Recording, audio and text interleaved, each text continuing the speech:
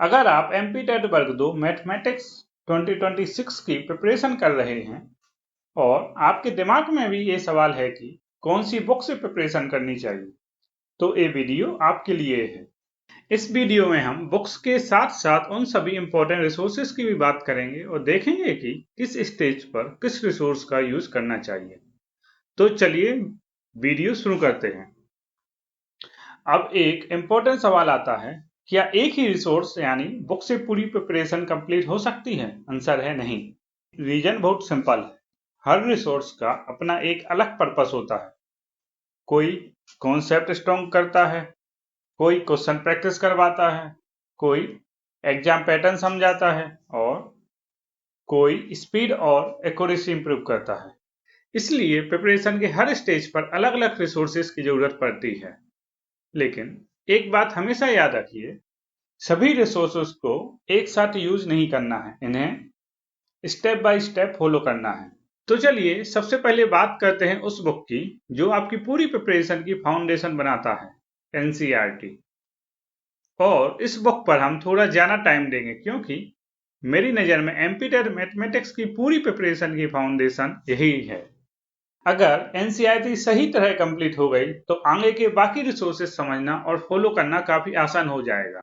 और मैं ऐसा इसलिए कह रहा हूं क्योंकि अगर आप एमपीटेट वर्ग 2 मैथमेटिक्स का सिलेबस उठाकर देखें और उसकी एनसीईआरटी के इंडेक्स से कंपेयर करें तो आप पाएंगे कि सिलेबस का बहुत बड़ा हिस्सा एनसीईआरटी के टॉपिक से सीधा मैच करता है। अगर हम पिछले एग्जाम की बात करें तो एमपीटेट 2018 और 2023 में अधिकतर क्वेश्चंस क्लास 9 और 10 के कॉन्सेप्ट पर बेस्ड थे। वही एमपीटेट 2024 चयन परीक्षा में क्लास 11 और 12 के भी कुछ टॉपिक सिलेबस में इंक्लूड किए गए। इसलिए मेरी एडवाइस रहेगी कि क्लास 9 से क्लास 12 तक की मैथमेटिक्स एनसीईआरटी जरूर कंप्लीट करिए, लेकिन सिर्फ सिलेबस के अकॉर्डिंग रिलेवेंट टॉपिक पर ही फोकस करिए। और अगर पॉसिबल हो तो क्लास 6, 7 और 8 की एनसीईआरटी भी एक बार जरूर देख लीजिए। इन बुक्स को कंप्लीट करने में ज्यादा टाइम नहीं लगेगा, लेकिन पिछले एमपीटेट पेपर्स में कुछ क्वेश्चंस इन्हीं क्लासेस के कॉन्सेप्ट से भी देखने को मिले हैं। एनसीईआरटी पढ़ने का सबसे बड़ा फायदा ये है कि ये आपके कॉन्सेप्ट स्ट्रॉन्ग करती हैं। जब कॉन्सेप्ट क्लियर होते हैं तब बाद में डिफिकल्ट क्वेश्चन सॉल्व करना काफी आसान हो जाता है। अगर आपके पास एनसीईआरटी बुक्स नहीं है तो आप एनसीईआरटी की ऑफिशियल वेबसाइट या ई पाठशाला ऐप से इनकी फ्री पीडीएफ डाउनलोड कर सकते हैं। मेरी एडवाइस ये भी रहेगी कि एनसीईआरटी को सिर्फ कंप्लीट करने के लिए मत पढ़िए। हर चैप्टर को समझिए, एग्जाम्पल्स सॉल्व करिए और एक्सरसाइज जरूर कंप्लीट करिए, क्योंकि याद रखिए एनसीईआरटी ही आपकी प्रिपरेशन की फाउंडेशन है। अब एक और कॉमन सवाल आता है, न्यू एनसीईआरटी पढ़ें या ओल्ड एनसीईआरटी? मेरी रिकमेंडेशन रहेगी कि अगर आपको ओल्ड एनसीईआरटी मिल जाए तो उसे प्रेफरेंस दीजिए। इसका एक बड़ा रीजन ये है कि एमपीटेट का सिलेबस काफी हद तक ओल्ड एनसीईआरटी के टॉपिक से मैच करता है। साथ ही न्यू एनसीईआरटी में कई टॉपिक्स और कंटेंट कम किए गए हैं। लेकिन अगर ओल्ड एनसीईआरटी अवेलेबल नहीं है तो टेंशन लेने की कोई जरूरत नहीं है। न्यू एनसीईआरटी पढ़िए और जो टॉपिक उसमें अवेलेबल नहीं है उन्हें किसी अच्छे सोर्स से सेपरेटली कवर कर लीजिए।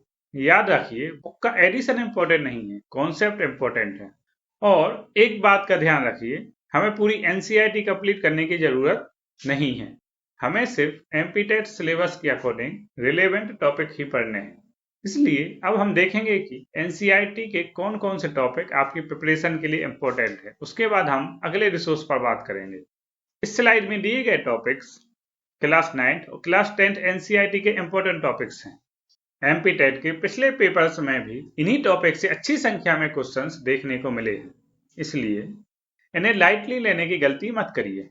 क्लास 11 और क्लास 12 की एनसीईआरटी में मैथमेटिक्स का लेवल थोड़ा एडवांस हो जाता है, इसलिए इन टॉपिक्स को पढ़ते वक्त कॉन्सेप्ट पर अच्छी पकड़ बनाना बहुत जरूरी है।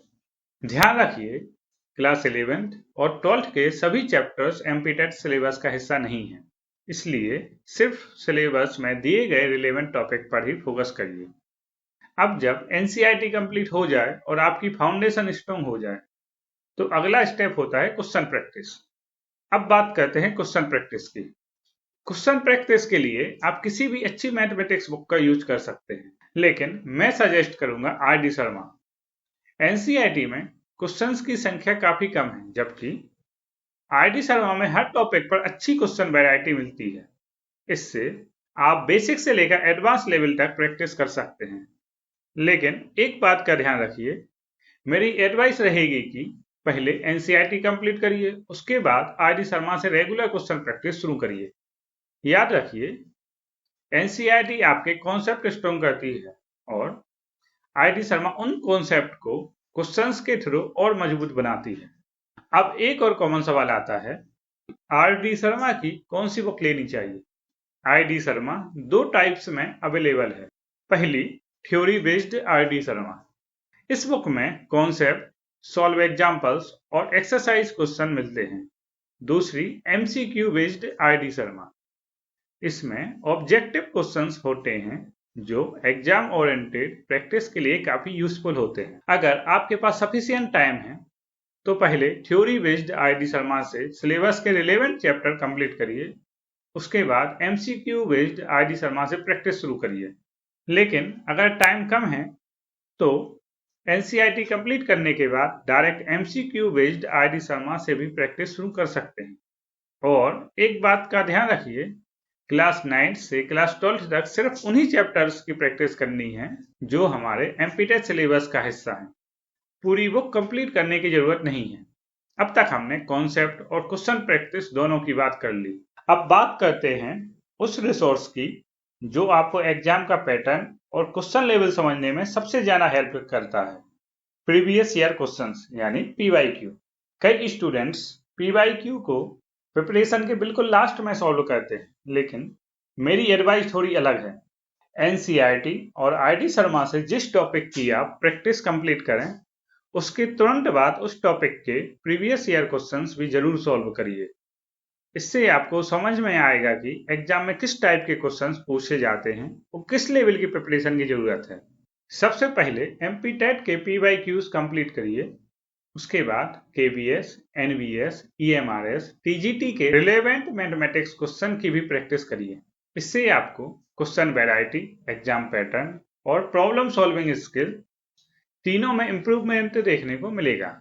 और एक अच्छी बात यह है कि इसके लिए आपको अलग से कोई बुक खरीदने की जरूरत नहीं है। एमपीटेट के प्रीवियस ईयर क्वेश्चंस ईएसबी की ऑफिशियल वेबसाइट पर अवेलेबल हैं, और अगर आप चाहें तो किसी भी अच्छे ऑनलाइन प्लेटफॉर्म या टेस्ट सीरीज के थ्रू भी इन्हीं की प्रैक्टिस कर सकते हैं। और एक बात हमेशा याद रखिए, सिर्फ क्वेश्चन सॉल्व मत करिए, उनका एनालिसिस भी करिए। देखिए कि किस टॉपिक से ज्यादा क्वेश्चंस पूछे जा रहे हैं और किस टाइप की मिस्टेक्स आपसे बार बार हो रही है। अब जब कॉन्सेप्ट क्लियर हो जाए, क्वेश्चन प्रैक्टिस भी हो गई और एग्जाम पैटर्न भी समझ आ गया, तो अगला स्टेप होता है रेगुलर प्रैक्टिस। अब बात करते हैं रेगुलर प्रैक्टिस की। जब आप एनसीईआरटी, आर.डी. शर्मा और प्रीवियस ईयर क्वेश्चंस कंप्लीट कर लेते हैं, तब अगला स्टेप होता है प्रैक्टिस बुक। प्रैक्टिस बुक का पर्पस नए कॉन्सेप्ट पढ़ना नहीं, बल्कि ज्यादा से ज्यादा क्वेश्चंस की प्रैक्टिस करवाना होता है। आप किसी भी अच्छी पब्लिकेशन की MPTET mathematics practice book use कर सकते हैं। अगर आप मुझसे पूछें तो youth TGT mathematics practice book एक अच्छा ऑप्शन है, लेकिन जरूरी नहीं है कि आप इसी पब्लिकेशन की बुक ही लें। किसी भी अच्छी पब्लिकेशन की प्रैक्टिस बुक यूज कर सकते हैं। और अगर एग्जाम में कम टाइम बचा है तो अलग से प्रैक्टिस बुक लेने की बजाय आप पीवाईक्यूज और मॉक टेस्ट पर ज्यादा फोकस करिए। अब जब कॉन्सेप्ट भी क्लियर हो गए, क्वेश्चन प्रैक्टिस भी कर ली और रेगुलर प्रैक्टिस भी हो गई, तो प्रिपरेशन का लास्ट और सबसे इम्पोर्टेंट स्टेप होता है मॉक टेस्ट। अब बात करते हैं प्रिपरेशन के लास्ट और सबसे इम्पोर्टेंट रिसोर्स की, और वो है मॉक टेस्ट। जब आपका सिलेबस कंप्लीट हो जाए और अच्छी प्रैक्टिस हो जाए, तब रेगुलर मॉक टेस्ट देना शुरू करिए। मॉक टेस्ट देने का सबसे बड़ा फायदा यह है कि आपको रियल एग्जाम जैसा एक्सपीरियंस मिलता है। इससे टाइम मैनेजमेंट, स्पीड और एक्यूरेसी तीनों इंप्रूव होते हैं। साथ ही आपको ये भी पता चल जाता है कि आपकी स्ट्रेंथ क्या है और किन टॉपिक्स पर अभी और मेहनत करने की जरूरत है। लेकिन सिर्फ मॉक टेस्ट देना ही काफी नहीं है। हर मॉक टेस्ट के बाद उसका एनालिसिस जरूर करिए। देखिए कि गलती कहाँ हुई उसका रीजन क्या था और अगली बार उसी मिस्टेक को रिपीट ना करने की कोशिश करिए। याद रखिए, मॉक टेस्ट का पर्पस सिर्फ स्कोर देखना नहीं बल्कि अपनी प्रिपरेशन को इम्प्रूव करना है। यहाँ तक हमने प्रिपरेशन के लिए जरूरी सभी इंपॉर्टेंट रिसोर्सेज की बात कर ली है। अब सवाल आता है कि अगर आपके पास प्रिपरेशन के लिए टाइम कम है तो किस रिसोर्स को प्रायोरिटी देनी चाहिए और क्या स्किप किया जा सकता है। अगर आप जीरो से प्रिपरेशन शुरू कर रहे हैं और आपके पास सफिशिएंट टाइम है तो मेरी सलाह रहेगी कि आप इसी सीक्वेंस को फॉलो करिए। एनसीईआरटी कॉन्सेप्ट के लिए, आईडी शर्मा क्वेश्चन प्रैक्टिस के लिए, previous year questions exam pattern समझने के लिए, प्रैक्टिस बुक रेगुलर प्रैक्टिस के लिए और लास्ट में मॉक टेस्ट फाइनल रिवीजन और सेल्फ एनालिसिस के लिए। लेकिन हर स्टूडेंट की सिचुएशन अलग होती है। अगर प्रिपरेशन के लिए टाइम कम है तो प्रैक्टिस बुक को स्किप कर सकते हैं। कई स्टूडेंट्स आईडी शर्मा को भी स्किप करके एनसीईआरटी के बाद डायरेक्ट पीवाईक्यूज और मॉक टेस्ट से प्रैक्टिस शुरू कर देते हैं।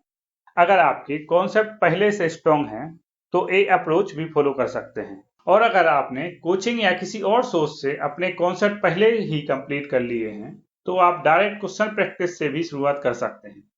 लेकिन एक बात हमेशा याद रखिए, पीवाईक्यूज और मॉक टेस्ट को कभी स्किप मत करिए, क्योंकि पीवाईक्यूज आपको एग्जाम का पैटर्न और क्वेश्चन लेवल समझाते हैं और मॉक टेस्ट आपकी फाइनल प्रिपरेशन, स्पीड, एक्यूरेसी और टाइम मैनेजमेंट को इम्प्रूव करते हैं। इसलिए अपनी सिचुएशन और अवेलेबल टाइम के हिसाब से रोड मैप को फॉलो करिए। और जाते जाते कुछ बातें हमेशा याद रखिए, ज्यादा बुक्स कलेक्ट मत करिए, जो आपने चूज किए हैं उन्हें कंप्लीट करिए। हर किसी की रिकमेंडेशन फॉलो करने की बजाय एक स्ट्रेटेजी बनाइए और उसी पर कंसिस्टेंटली काम करिए। रैंडम पीडीएफ्स कलेक्ट करने की बजाय लिमिटेड रिसोर्सेज पर फोकस करिए। रेगुलर रिवीजन करिए। मुझे उम्मीद है कि इस वीडियो के बाद आपका एक कंफ्यूजन दूर हो गया है कि किस स्टेज पर कौन सा रिसोर्स यूज करना है।